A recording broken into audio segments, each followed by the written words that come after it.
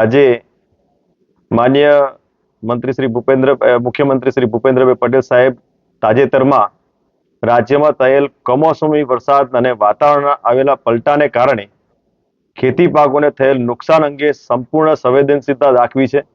ધરતીપુત્રોને આપદાના સમયે તેમની પડખે ઊભા રહેવા દિશા નિર્દેશ આપ્યો છે.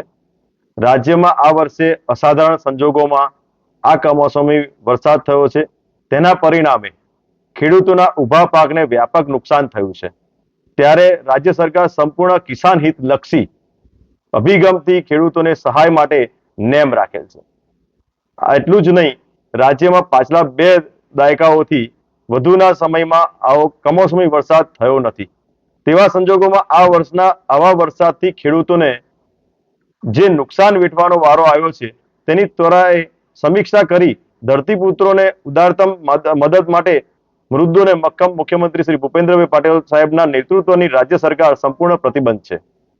માન્ય મુખ્યમંત્રી શ્રી ભૂપેન્દ્રભાઈ પટેલ સાહેબના આ અસાધારણ સંજોગોમાં પડેલ કમોસમી વરસાદ તેમજ તેની વ્યાપકતા જોઈ આવા સંજોગોમાં જવલેજ ઊભા થતા હોય ખાસ સંવેદનાથી રાજ્યના ખેડૂતો હિતમાં પાકને થયેલ નુકસાન અંગે અસરગ્રસ્ત વિસ્તારોમાં પંચકમ કરી જરૂરી કાર્યવાહી કરી કોઈ ખેડૂતને અડચણ ન થાય તે રીતે 3 દિવસમાં કામ પૂરું કરવા થાય અને તેનો અહેવાલ રાજ્ય સરકારને તુરંત મોકલવામાં આવે તે માટે ચીફ સેક્રેટરી એસીએસ કૃષિ અને ખેડૂત કલ્યાણ વિભાગને સૂચના આપી હતી.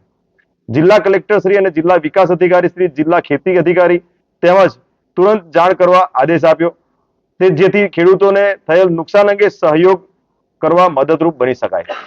માન્ય મુખ્યમંત્રી શ્રી ભૂપેન્દ્રભાઈ પટેલ સાહેબે અસાધારણ સંજોગોના રાજ્યોને ખેડૂતોના પાકને થયેલ નુકસાન અંગે અસરગ્રસ્ત વિસ્તારોમાં પંચકામ કરીને ઝડપથી 3 દિવસમાં સમીક્ષા થાય તથા તેનો અહેવાલ રાજ્ય સરકારને તુરંત જ મોકલવામાં આવે તે માટે સૂચનાઓ જિલ્લા કલેક્ટરશ્રીઓને અને જિલ્લા વિકાસ અધિકારીશ્રીઓને આપી છે. આ વિગતો જેટલી ઝડપથી મળી શકે તેટલી ઝડપથી સરકારને પહોંચાડીને ખેડૂતોને થયેલ નુકસાન સામે રાજ્ય સરકાર સહાય થશે તેવા સહકારનો ધ્યેય છે.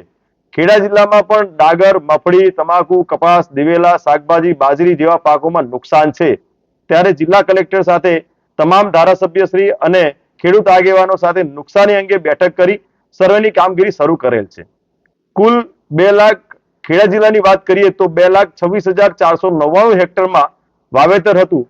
અસરગ્રસ્ત વિસ્તારનું 130 ટીમ દ્વારા રોજકામ કરવામાં આવી રહેલ છે. જે કામ વધુ ઝડપથી કરવા માટે ટીમોને કામે લગાડેલ છે.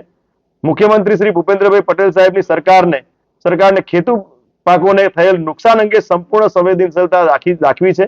ધરતીપુત્રોને આપદાના સમયે તેમની પડખે ઊભું રહેવા માટે એવી મક્કમતા દર્શાવી છે.